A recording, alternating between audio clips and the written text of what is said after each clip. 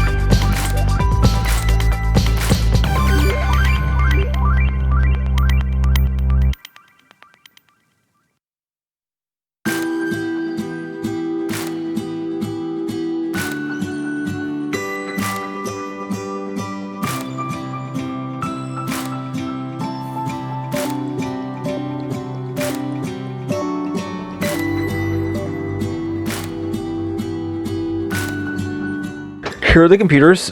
As you can see, I have disassembled them, taken the motherboards out. I've cleaned the cases out using my data vac. They're all clean now. I went ahead and stripped these things of all the thermal paste or thermal compound. These things were full of dust. I cleaned that up and see it looks good as new now on all of this.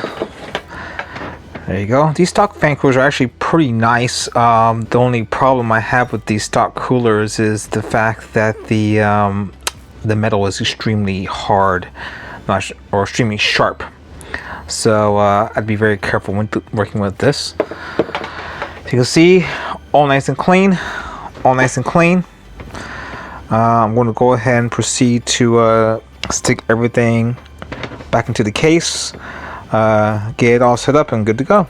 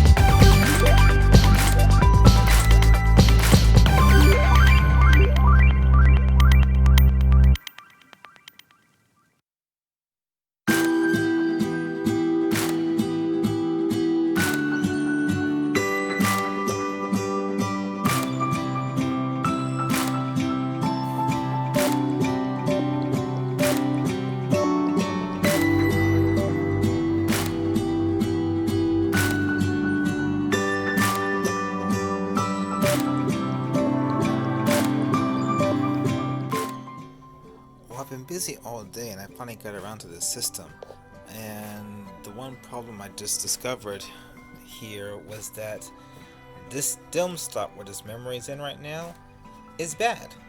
This DIMM stop works, but this one does not. I tried clearing it out, cleaning it, brushing it down, trying to see if there's any debris in there, try to see if there's any corrosion in there, and it's just not working. I do know the processor works because I was able to boot into the BIOS by having the RAM in the other slot, so that works. So for now, this system is going to be put on hold. I'm not going to be able to use it for the build I want to do, but I have more of these systems here. So I'm just going to clean another one and get that one ready. And I'll leave this one for a later date. What I'm probably going to do is get a 8GB DIMM, stick it in here and sell it as is, just like that, with a low power graphics card. So until then, this is on hold. I gotta pull one of these out and clean it and get it ready. Let's go.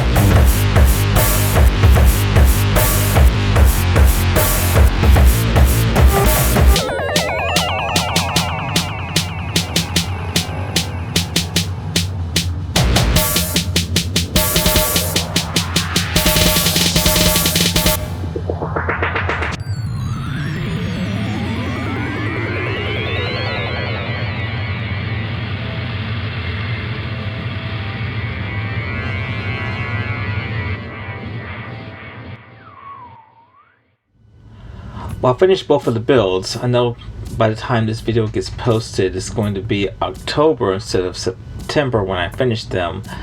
But I got busy and got distracted, and I'm just barely putting the video out now.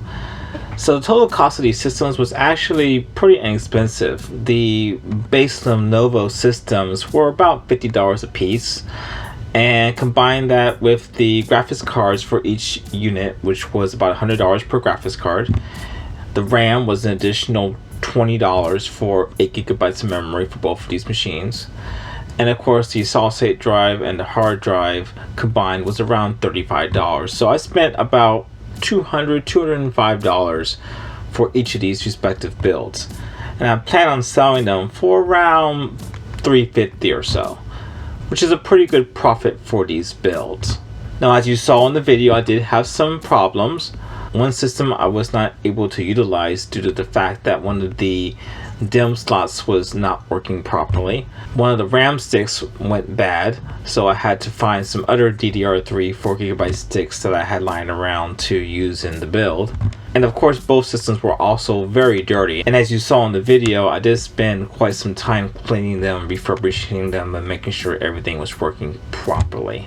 Now, these systems are really good for basic esports titles and even light video editing. In fact, I'm going to edit this video on these machines. And as a basic machine, this is more than enough for somebody to get started. As always, I'll leave links to the listings in the video description. If you like this video, please leave a comment below, like, and subscribe. Until next time.